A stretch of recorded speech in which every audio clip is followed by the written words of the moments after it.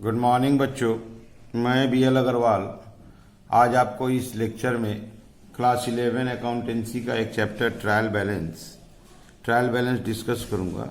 ऐसा trial balance जिसमें trial balance बनाना है उसके लिए इंफॉर्मेशन दिया है और साथ में बहुत सारा एरर्स, दैट इज देखिए यहाँ एरर्स दिया हुआ है जिसको आप एरर्स या ओमिशन बोल सकते हो। ये सब ऊपर वाले ट्रायल बैलेंस के आइटम में एडजस्ट करना है, इसलिए इसको एडजस्टेड या करेक्टेड ट्रायल बैलेंस भी बोलते हैं। ऐसा ट्रायल बैलेंस जिसमें एरर्स है आप उसको रेक्टिफाई कीजिए, कुछ छूट गया उसको एडजस्ट कीजिए। ओके, यहाँ देखिए आइटम के रूप में ओपनिंग स्टॉक डेबिट होता है, purchase debit, sales credit, capital credit, freehold premises debit, rent debit, salary debit, discount allowed debit, cash in hand debit, furniture debit, equipment debit, drawing debit, carriage inward debit, bank overdraft credit. तो ऐसे करके trial बनेगा। एक number देखिए, sales का figure 350 होना चाहिए। ये रहा आपके सामने सेल्स, इसका फिगर 3,05,000 लिखा हुआ है, इसको 3,50,000 करना है। सैलरी ओवर स्टेटेड है 1,000, ये रहा सैलरी का टोटल 1,000 बेसी है, इसको 1,000 कम कर देंगे, 14 कर देंगे। ठीक है, ऐसे करके आइटम को एडजस्ट करेंगे। डेटर बैलेंस 1,26,000 ओमिटेड, इसमें डेटर है ही नहीं तो एक नया आइटम बढ़ेगा, दैट इज डेटर 1,26,000। ठीक है, फर्नीचर परचेज किए थे 17,500 का, डेबिटेड टू परचेज। ये जो फर्नीचर खरीदे थे परचेज में रिकॉर्ड हुआ, परचेज से माइनस हो जाएगा। ठीक है, अब फर्नीचर में प्लस हो जाएगा। ये हो गया rectification of error of principle हो गया। क्लियर। डिस्काउंट रिसीव्ड 850 रुपया पोस्टिंग करना भूल गए। आप देखिए यहाँ डिस्काउंट रिसीव्ड है नहीं तो और एक आइटम बढ़ा दिया जाएगा, डिस्काउंट रिसीव्ड 850। ठीक है, तो amount of creditor has been omitted. Trial balance में क्रेडिटर भी नहीं है तो एक अकाउंट बढ़ेगा, creditor account, that is 3 account बढ़ गया। बट यहाँ देखिए क्रेडिटर का अमाउंट नहीं दिया हुआ है, तो जो बैलेंसिंग आएगा ट्रायल बैलेंस वो क्रेडिटर के नाम से जाना जाएगा। तो ये एक ऐसा ट्रायल बैलेंस है जिसमें बहुत कुछ लिखना भूल गया था, उनको लिखना है। अब प्लस यहाँ तक बोला है कि वो क्रेडिटर मिस्टेक हुआ है और उसका अमाउंट भी नहीं दिया है, तो ट्रायल बैलेंस का क्रेडिट में जो आंसर आएगा उसको क्रेडिटर के नाम से पुकारेंगे। ठीक है, चलिए देखते हैं कैसे सोल्व होगा। ओके,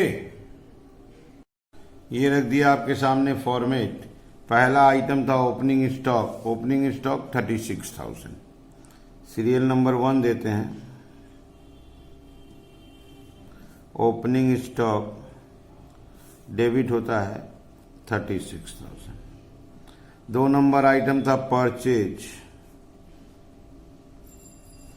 परचेज में एक मिस्टेक था, वो फर्नीचर परचेज किया था, परचेज में रिकॉर्ड कर दिया था, परचेज से माइनस होगा 17,500, तो ये हो जाएगा 162,500। क्लियर। सेल्स, 3 नंबर आइटम था सेल्स, बोला था सेल्स का फिगर चेंज करना है, सेल्स का फिगर लिखना है 3,50,000, तो सेल्स का फिगर चेंज कर देंगे credit 3,50,000। Clear. 4 number item capital credit में जाएगा, capital 2,60,000। Number 5 free hold premises assets होता है, एसेट होता है तो डेबिट में जाएगा, फ्री होल्ड प्रेमिसेस 2,50,000। अगला नाम है rent rates and taxes. Rent rates and taxes expense है, rent rates and taxes debit होगा 22,400। सैलरी में कुछ मिस्टेक बताया था, सैलरीज का वैसे अमाउंट है 15,000, बोला था 1,000 रुपया ज्यादा वो स्टेटेड है, एडेड है, तो 15,000 से 1,000 कम कर देंगे, दैट इज 14,000। ठीक है। डिस्काउंट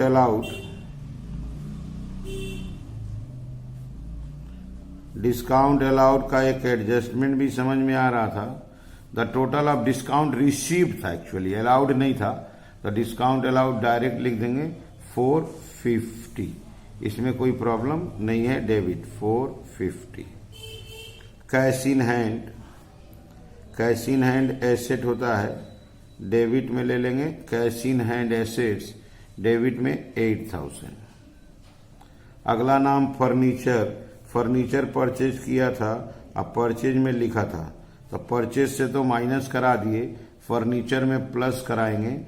40,000 का फर्नीचर था, अब वो प्लस होगा 17,500, रिजल्ट हो जाएगा 57,500। इक्विपमेंट, इक्विपमेंट डेबिट होगा, एसेट्स को बोलते हैं इक्विपमेंट, इक्विपमेंट को डेबिट कर देंगे 16,000।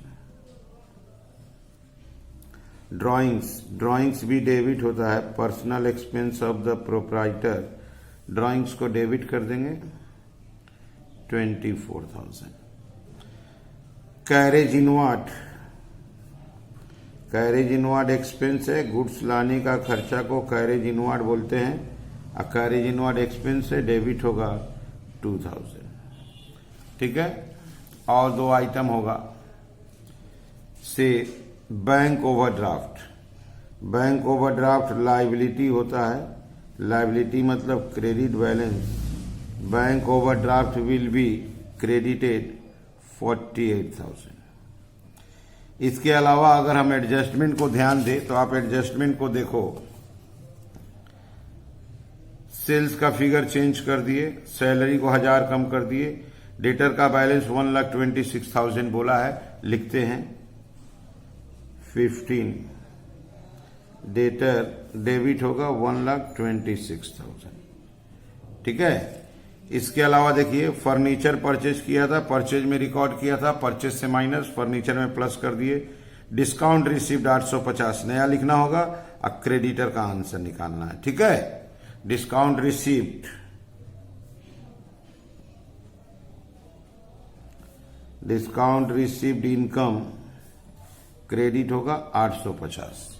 और लास्ट आइटम क्वेश्चन के हिसाब से क्रेडिटर्स बैलेंसिंग फिगर निकालना होगा, आंसर क्रेडिट की तरफ आएगा। कैसे कैलकुलेट होगा, पहले आप उसको समझो, डेबिट का प्लस कर लेंगे, डेबिट में देखिए शुरू से देखिए 36,000 प्लस 162,500 प्लस